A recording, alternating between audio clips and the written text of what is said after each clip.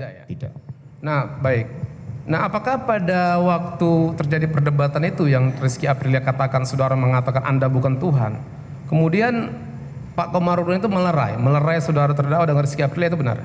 Ya, Pak Komarudin meluruskan, ya apapun ini adalah keputusan partai seperti ini. Ya. Di situ. Nah, kalau pernyataan saya bukan Tuhan, memang saya bukan Tuhan. Ya. Itu betul. Tapi pernyataan persisnya saya lupa. Baik. Kemudian akhirnya kan bubar ya pada waktu itu ya? Ya, akhirnya kemudian pertemuan ditutup oleh Pak Komarudin menyampaikan bahwa kami menjalankan tugas dalam keputusan rapat untuk menyampaikan keputusan sikap menolak, menerima atau menolak, itu tugas sebagai kader partai harus menerima, dan tunggu saja nanti keputusan dari DPW partai. Itu penutupan dari Pak Komar. Baik. Nah, kemudian akhirnya kan Rizky Aprilia dilantik ya? Dilantik ya, sudah terdakwa ya?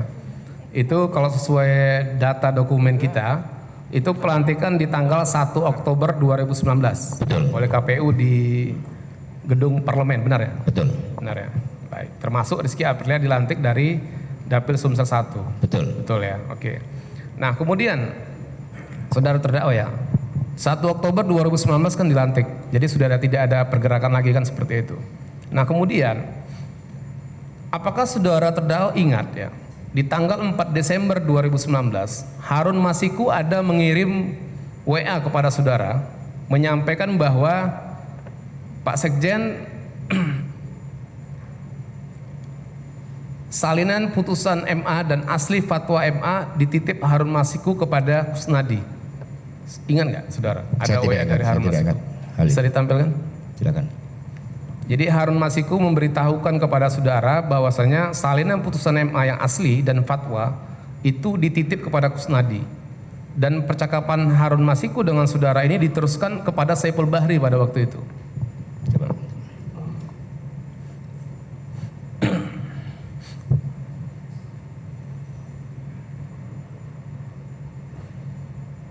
Nah, ini screenshot percakapan antara Harun Masiku dengan saudara terdakwa ya. Mau dicek tanggal berapa itu? 4 Desember 2019. 4 Desember, oke. Sudah besar, Bang. Ini Tolong diperbesar. ini WA Harun Masiku dengan terdakwa. Oke. Coba. Ini tanggal 4 Desember 2019. Oke. Pak Sekjen, salinan putusan MA dan asli fatwa MA saya titip di Mas Kusnadi. Terima kasih banyak kepada Bapak Sekjen dan Ibu Ketua Umum, Ibu Megawati Soekarno Putri, Ibu Puan, dan seterusnya. Kemudian atas perhatian dan bantuannya kepada saya, budi baiknya semua tak terlupakan sepanjang masa selama hajat di kandung badan. Kemudian please take note of itu. Ya. Benar. Ya, betul. Saya lupa, tetapi Ada ya? ini kalau ke nomor saya berarti betul. Itu ada hasil rekamnya, Pak. Ya. Baik, pertanyaan saya kepada saudara terdakwa ya, kalau memang ini percakapannya benar ya, ini nomornya juga sama dengan nomor pada waktu Saiful Bahri melakukan percakapan WhatsApp dengan saudara terdakwa ya. Nah, pertanyaannya ya, kenapa pada waktu tanggal 4 Desember 2019 itu, padahal kan Harun Masiku, si Rizky kan sudah dilantik nih di tanggal 1.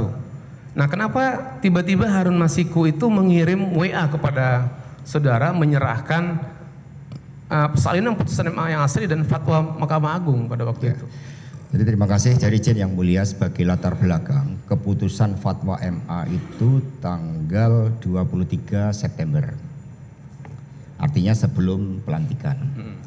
Hanya saja saat itu mengingat dinamika politik nasional dan tugas saya sebagai sekretaris tim pemenangan Pilpres, itu ketegangan politik sangat tinggi.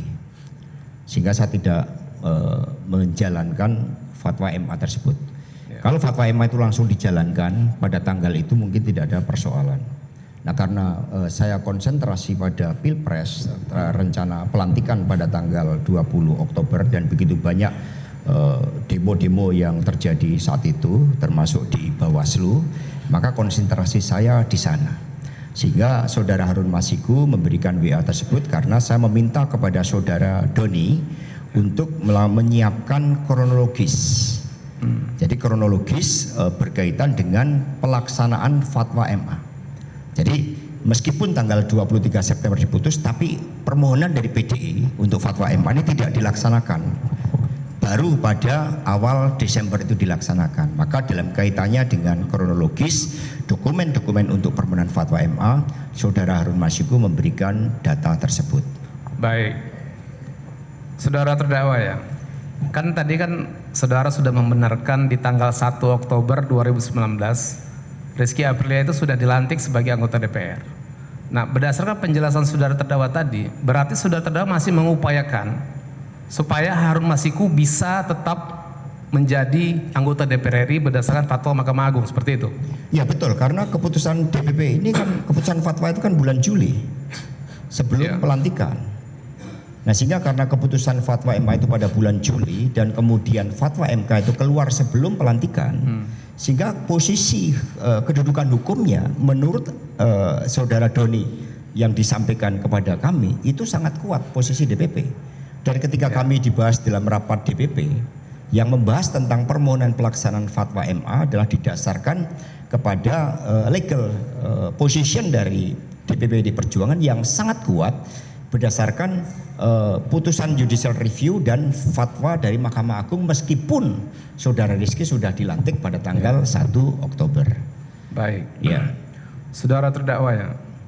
Tadi kan saudara mengatakan ya, akhirnya kami akhirnya Rizky Aprilia dilantik karena saudara terdakwa mendapatkan informasi bahwa Rizky Aprilia ini punya kolega termasuk senior partai yang memiliki jasa, seperti itu. Nah, tentu kan ini menjadi bertolak belakang ini. Di satu sisi membiarkan Rizky Aprilia dilantik, tapi di satu sisi saudara tetap mengupayakan supaya Rizky Aprilia ini diganti oleh Harun Masiku. Ya, nah, sebenarnya, kenapa PDIP tidak mengikhlaskan atau membiarkan? Ini kan kader partai juga, dan dia tuh dapat nomor 3, saudara terdakwa. Jadi mohon izin. Seperti itu. Jadi itu kan pertimbangan dari sifatnya pribadi yang tidak dibahas di dalam rapat DPP. Iya. Jadi membiarkan itu adalah dalam konteks sense-nya, make sense perasaannya. Tetapi di dalam rapat DPP yang membahas putusan MA tersebut, legal standing yang kami miliki itu kan secara formal. Itu telah dulu disampaikan oleh Pak Komarudin Watubun. Tetapi pada dasarnya posisi kami kan tetap pada proses formalnya untuk mengupayakan terhadap keputusan DPP. Kalau membiarkan itu kan tidak ada dalam rapat keputusan DPP terhadap pelantikan tanggal 1 Oktober ketika Saudara Rizky menjadi anggota DPR. Tetapi sifat putusan MA itu kan harus dilaksanakan oleh DPP PDI Perjuangan. Makasih. Baik, saudara terdakwa ya. Saya kemarin kan yang meriksa Rizky Aprilia. Saya bertanya kepada Rizky, kenapa saudara harus diganti dengan Harun Masiku? Ya kan? Dia tidak tahu alasannya, saudara. Nah, saya sekarang bertanya kepada saudara. Rizky itu kan termasuk kader partai dan dia sudah terpilih menjadi suara terbanyak di Dapil Sumsel 1. Nah, apa alasan kenapa PDI tetap meminta atau mengupayakan supaya Rizky Aprilia ini diganti oleh Harun Masiku? Mungkin bisa saudara jelaskan. Ya, alasannya adalah sama. Pertama, itu sudah menjadi keputusan dari rapat DPP PDI Perjuangan. Dan itu akan diputuskan setelah diterimanya judicial review pada akhir Juli. Sehingga keputusan itu bersifat mengikat. Demikian pula halnya terhadap permintaan fatwa dari MA. Kemudian ketika kami mengundang Saudara Rizky untuk meminta keterangan memberikan penjelasan terhadap keputusan DPP dan ternyata yang bersangkutan tidak mundur, maka di DPP ini kan juga ada suatu proses politik. Nah, proses politik yang ada di DPP adalah rapat pada kira-kira awal Desember. Itu dalam rapat DPP tersebut tetap memutuskan bagaimana DPP menindaklanjuti fatwa dari Mahkamah Konstitusi, sehingga pada awal Desember itu DPP memutuskan untuk tetap melanjutkan permohonan pelaksanaan fatwa dari MA tersebut. Baik, kalau begitu ya, mekanisme apa yang bisa dilakukan oleh KPU atau DPP untuk mengganti Harun Masiku dengan Rizky Aprilia? Padahal Rizky Aprilia tanggal 1 Oktober sudah dilantik menjadi anggota DPR RI. Nah, inilah yang kemudian menjadi dalam pandangan kami para ahli hukum kami adalah menjadi kesalahan dari KPU. Karena judicial review itu merupakan hak setiap partai politik untuk melakukan peninjauan terhadap peraturan di bawah undang-undang.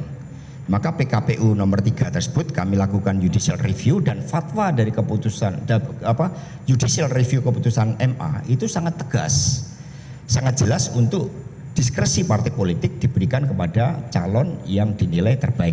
Fatwa MA juga mengatakan hal yang sama, sehingga kedudukan hukum dari DPP di Perjuangan adalah sangat kuat. Hanya saja KPU tidak mau menjalankan itu, sehingga meskipun saudara Rizky sudah dilantik, KPU tetap terikat pada keputusan dari judicial review MA dan fatwa dari MA tersebut. Jadi mekanisme apa yang harus dipergunakan untuk mengganti Harun Rizky Aprilia tadi? Ya, mekanisme KPU menjalankan hasil judicial review dan fatwa MA itu sifatnya mengikat dan wajib dilaksanakan oleh KPU. Nah, KPU kan sudah menjawab ya, bahwasanya itu bertentangan dengan peraturan perundang-undangan, sehingga akhirnya Rizky Aprilia kan dilantik menjadi anggota DPR. Nah, upaya apa lagi yang harus dilakukan oleh saudara terdakwa untuk mengganti Rizky Aprilia dengan Harun Masiku setelah pelantikan itu yang kita ingin tahu. Ya, mohon izin, itu adalah bukan upaya saya. Itu adalah upaya dari keputusan resmi DPP PDI Perjuangan. Nah, mohon diingat kembali ketika keputusan dari MA tersebut yang sangat jelas bahwa bagi calon yang meninggal dunia suaranya tetap sah. Jelajahi cara baru mendapatkan informasi. Download Metro TV Extend sekarang.